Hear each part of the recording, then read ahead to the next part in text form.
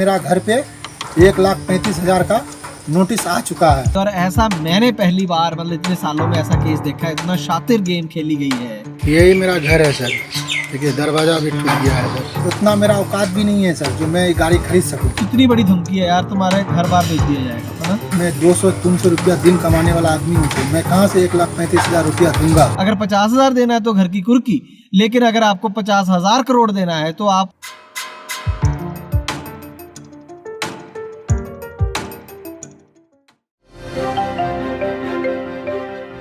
दोस्तों आप जरा इमेजिन कीजिए कि एक ड्राइवर बंदा हो और उसका ऐसा घर हो और जिसके घर में आज तक कोई ढंग का फोन ना हो और कभी कोई व्हीकल, कोई गाड़ी कभी खरीदी ना हो। उसके घर पर ट्रांसपोर्ट डिपार्टमेंट का एक नोटिस आ जाए कि आपकी गाड़ी का 2 लाख टैक्स बकाया है, इसको चुका दो वरना तुम्हारा घर बेच देंगे, नीलामी कर देंगे और अपना टैक्स वसूल लेंगे। तो आप सोचिए उस शख्स पर क्या गुजरेगी और कितना कि वो पढ़ा लिखा होगा कि जाकर वो ट्रांसपोर्ट अथॉरिटीज़ को ये साबित कर सके कि उसके पास कभी कोई गाड़ी नहीं रही। यही आज की बड़ी ग्राउंड रिपोर्ट, बताऊंगा पूरी तफसील एक छोटे से कमर्शियल के बाद। ट्रांसपोर्ट टीवी की पेशकश है ट्रांसपोर्ट मॉल, जो कि गाड़ियों का बीमा करवाने के लिए सबसे सही जगह है। तो बीमा के लिए व्हाट्सएप करें गाड़ियों के नंबर 90 831 90 831 पर।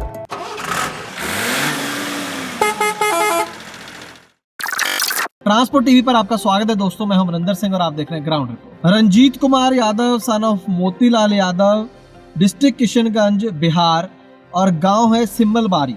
ये छोटा सा कस्बा है सिम्मलबारी और यहीं पर सारी जिंदगी गुजार दी रंजीत कुमार यादव ने गाड़ी चलाते हुए लोगों की। जी हाँ, ड्राइवर है, लोकल गाड़ी चलाते हैं, सिर्फ अपने ही उसी छोटे से टाउन में उसके आसपास। वैसे तो उनका ये कहना है कि वो सिम्मलबारी के बाहर भी कभी नहीं गए गाड़ी लेकर, और गाड़ी खरीदना तो बहुत दूर की बात है। घर की हालत आप देख सकते हैं और अंदाजा लगा सकते हैं कि इस बंदे के पास कोई गाड़ी कभी होगी, स्कूटर बाइक भी होगा या नहीं। और फोन भी उसने बताया कि मेरे पास बड़ा फोन नहीं है, सिंपल फोन है, छोटे वाला। पढ़े लिखे नहीं है और किसी दोस्त की मदद लेते हैं पढ़ने के लिए भी। तो आप हालत समझ सकते हैं कि किस तरीके की होगी, कितना उनका फाइनेंशियली लेवल होगा रंजीत कुमार यादव का। अब हुआ यह है कि 16 मई 2023 को ट्रांसपोर्ट डिपार्टमेंट बिहार का जो कटिहार का ट्रांसपोर्ट विभाग है, दफ्तर है, उनकी तरफ से एक नोटिस आता है कि आपकी एक गाड़ी है। गाड़ी का नंबर आप देखिए, ये बिहार के रहने वाले हैं, ये बंगाल की गाड़ी है, वेस्ट बंगाल का नंबर है। 30 सितंबर 2017 के बाद इल्ज़ाम जो है वो ये है कि 70,946 रुपये टैक्स अदा नहीं किया और उसकी पेनल्टी बन गई 1,35,184 रुपये।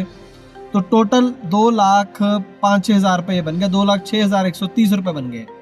तो ये अदा कर दीजिए जल्दी से जल्दी, नहीं तो जो है लैंड रेवेन्यू के जो धाराएं हैं लगाकर आपसे ये सारी रकम की वसूली की जाएगी, जिसका मतलब है कि आपका घर बार, ज़मीन जायदाद जो भी है उसको बेचकर अपने पैसे सरकार पूरे कर लेगी।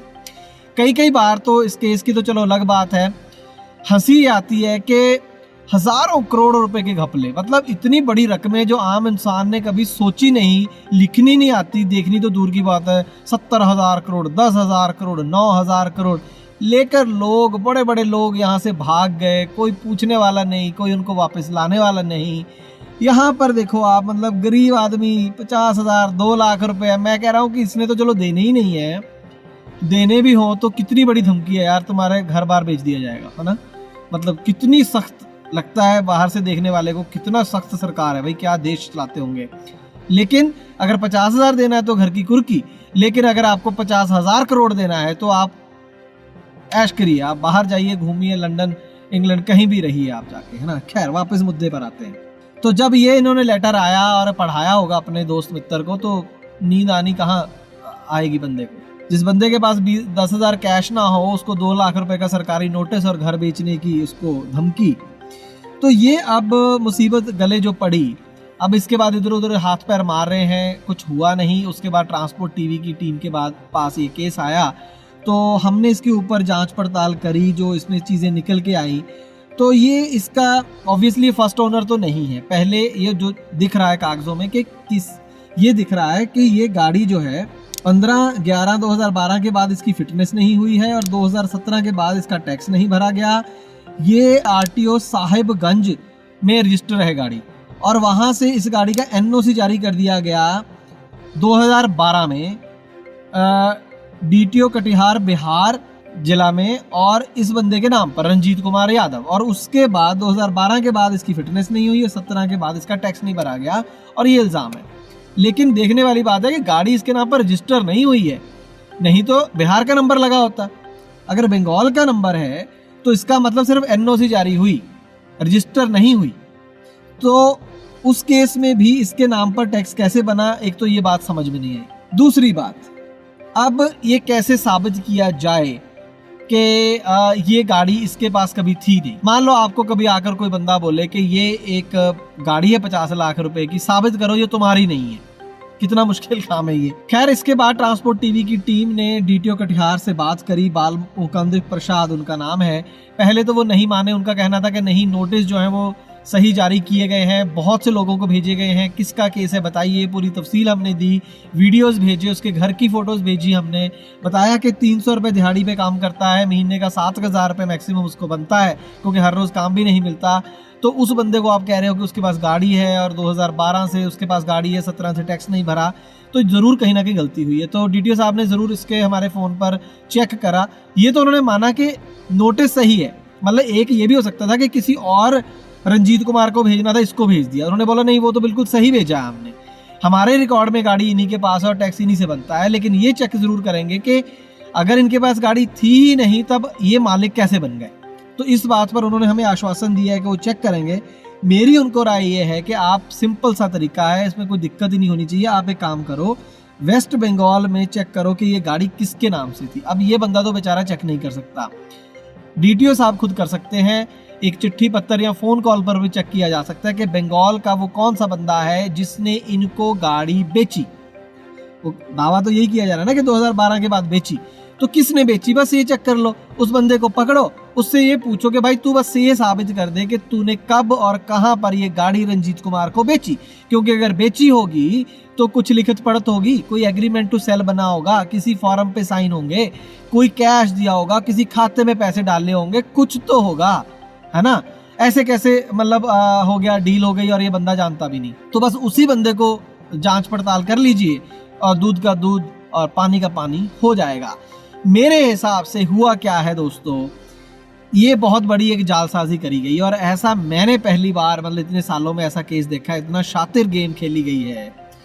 हुआ ये है कि इसकी गाड़ी की फिटनेस नहीं करवाई 2012 के बाद, 17 के बाद टैक्स नहीं भरा। और ये जो गाड़ी है ये 1991 मॉडल है, 1991 मॉडल है। अब हुआ है ये होगा, मेरे अंदाजा है कि ये गाड़ी होगी कबाड़, ठीक है।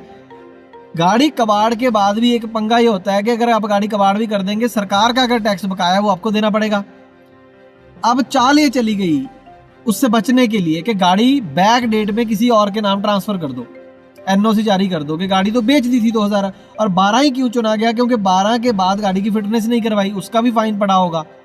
17 के बाद टैक्स नहीं भरा, तो 17 में ना करके 12 में करा कि मेरे जुम्मे कोई भी टैक्स ना पड़े, और ये बंदा बेचारा गरीब फंसा दिया। और इसी को चुना गया क्योंकि पता है कि अनपढ़ है, गरीब है। और वेस्ट बंगाल का बंदा नहीं चुना गया, बिहार का चुना गया, क्योंकि बिहार से अब बंगाल में कौन अफसर जांच पड़ताल करेगा, है ना। तो ये एक गेम हमारे हिसाब से, अगर ये सच बोल रहे हैं रंजीत कुमार यादव, इनके पास ये गाड़ी नहीं रही, तो ये जो मुमकिन मेरे हिसाब से हुआ है फ्रॉड, बहुत ही शातिर गेम चली गई है।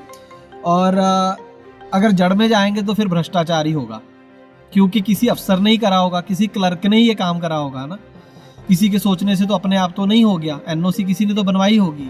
तो कहाँ है वो फोटो, कहाँ पर इस बंदे का कोई डॉक्यूमेंट साथ में लगा होना चाहिए, कहाँ है वो, किसने लगाया। तो वो सारी चीज़ अगर चेक हो जाएगी, डॉक्यूमेंट भी आजकल मिल जाते हैं, कोई बड़ी बात नहीं ट्रांसपोर्ट में। मेन मुद्दा ये है कि उससे अगर ये पूछा जाए कि भाई तूने कब पैसे जमा कराए बैंक में, कौन से खाते में, और एग्रीमेंट टू सेल दिखा दे जहाँ पे कोई लिखित पढ़त दिखा दे कब गाड़ी बेची, बस साबित हो जाएगा, फिर ये टैक्स भर देगा। नहीं तो उसी बंदे को पकड़ो, उससे टैक्स भी वसूल करो और उससे 420 के तहत उसके ऊपर केस भी चलना चाहिए। आपने कभी ऐसी कोई केस सुना था? मैंने तो पहली बार सुना है। कमेंट सेक्शन में बताइएगा। और आपको क्या लगता है, आप मेरी जो मैं सोच रहा हूँ, क्या आप भी वही सोच रहे हैं, कि आपको लगता है मैं सही सोच रहा हूँ, या कोई और कहानी है जो मेरे दिमाग में भी नहीं आ रही, ज़रूर बताइएगा। और हमारी टीम पूरी कोशिश करेगी कि इस बंदे को इसकी हेल्प करें, नहीं तो बर्बाद हो जाएगा बेचारा। और हम DTO साहब से टच में रहेंगे, उनको कहेंगे कि आप इसका प्लीज़ ये नोटिस वो वापस लीजिए और जो सही गुनहगार है उसको पकड़िए। ट्रांसपोर्ट टीवी का काम अगर अच्छा लगता है तो आपको पता है कि अपने चैनल को कैसे सपोर्ट करना है। ट्रांसपोर्ट टीवी देखने के लिए बहुत बहुत शुक्रिया। मेरा नाम से एक गाड़ी भी नहीं है सर। उसका बाद मेरा मेरा औकात भी नहीं है सर जो मैं ये गाड़ी खरीद सकूं। और मेरा नाम से 1,35,000 कुछ रुपया का नोटिस आ गया है सर मेरा घर पे। मैं इसके लिए बहुत परेशान हूँ। मैं क्या करूँ ना करूँ मुझे कुछ समझ में नहीं आ रहा है सर। इसमें आप बढ़िया से जांच करके मुझे इस चीज़ से निपटारा कर दीजिए सर। मैं उतना दे भी नहीं पाऊँगा सर, और मेरा पास उतना कैपेसिटी भी नहीं है सर। मैं 200-300 रुपया दिन कमाने वाला आदमी हूँ सर। मैं कहाँ से 1,35,000 रुपया दूंगा? मेरा इतना औकात भी नहीं है सर। ये गाड़ी मेरे नाम से कुछ गलत किया है सर। हाँ, मेरा नाम से ये WV 71-2210 गाड़ी नंबर ट्रक जो मेरा नाम से है भी नहीं सर। मेरा इतना औकात भी नहीं है सर जो मैं गाड़ी खरीद सकूं। मैं छत्तीसगढ़ से बोल रहा हूँ। मैं ट्रांसपोर्ट लाइन से 10 साल जुड़ा हूँ, क्योंकि हमारे क्लेम में बीमा में दिक्कत आते थे। लेकिन अभी मैं ट्रांसपोर्ट माल से 2 साल से जुड़ा हूँ, तो बीमा के लिए दिक्कत नहीं आती है गाड़ी में, और उसका सर्विस बहुत अच्छे बताती हैं। मैंने अपने गाड़ी का बीमा करवाया था ट्रांसपोर्ट माल से। मेरा गाड़ी एक्सीडेंट हो गया था और क्लेम पास हो गया है, और पूरा पैसा मेरे खाता में डल चुका है। मुझसे कहीं भी जाने की ज़रूरत नहीं पड़ा। सभी गाड़ी मालिक से अनुरोध करता हूँ ताकि अपनी गाड़ी का बीमा सिर्फ ट्रांसपोर्ट माल से ही कराएं, क्योंकि ट्रांसपोर्ट माल का सर्विस बहुत अच्छे रहते हैं। सभी गाड़ी मालिक से अनुरोध करता हूँ अपनी गाड़ी का बीमा सिर्फ ट्रांसपोर्ट माल से ही कराएं।